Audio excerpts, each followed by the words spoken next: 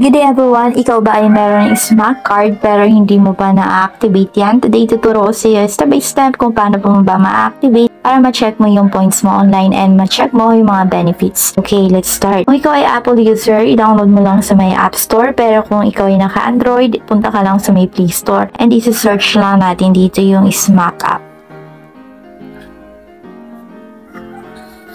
And kailangan nyo lang i-install, and sa akin dahil naka-install na yan, i-open ko na lang. And dito sa interface ng SMAC app, makikita nyo yung login and join SMAC for free. So, i-select natin itong join SMAC para makapag-create tayo ng ating account, and i-open lang natin kung saan browser nyo gusto. Sa akin sa may Chrome.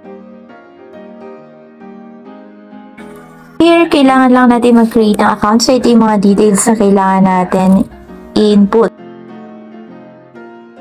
Isa nagkaka-error to sa mobile number, pero pag ganun, i-refresh nyo lang, balik lang kayo dun sa may app, tapos stop nyo ulit i-join, okay? Dito, i-check na natin yung mga boxes, and pwede nyo din basahin yan kung masipag kayo, yung kanilang privacy policy. Okay, once na ma-input na natin lahat ng details, i-select na natin itong continue.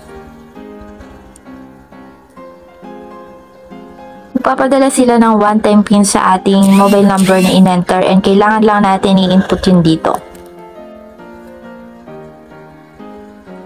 And ayan, mapapasa natin phone number verified. Ngayon naman, kailangan natin i-open yung ating email dahil doon naman sila magpapadala ng OTP. So, make sure na active yung mga nilalagay niya dito, okay? Sa kahit anong account naman, huwag kayo maglalagay ng inactive.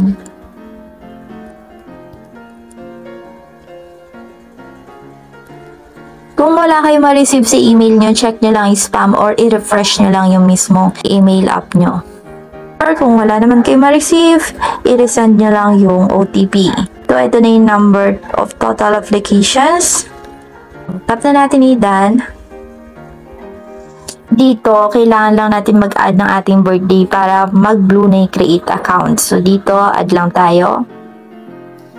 Pindutin natin yung year para mabago natin. And pindutin din natin yung month para makapili tayo. So, once na makapag-input na din tayo na ating birthday, makikita nyo nag-blue na create account. I-tap na natin yan. By the way mga kabombom, sa dulo ng video na to, maraming mga interesting videos na maaaring magustuhan nyo. So, wait till the end. Malaking bagay din kasi pag meron tayo mga SMAC cards dahil meron tayo mga points, okay? So, dito makikita natin. Now, kung makikita nyo, 0 points pa yung ating account. Pero kung meron na kayong existing SMAC card and pinapaswipe nyo na yun, ibig sabihin meron ng points yun. Pero, sa part 2 natin, ituturo ko lang sa inyo kung paano nyo yun ililink dito sa ating account na ginawa, okay? So, hanggang dito na lang ang video natin for today. And kung meron kayong mga katanungan, ilagay nyo lang yan sa may comment section. By the way, yung link ng ating part 2 ay nasa comment section. Thank you for watching and stay blessed.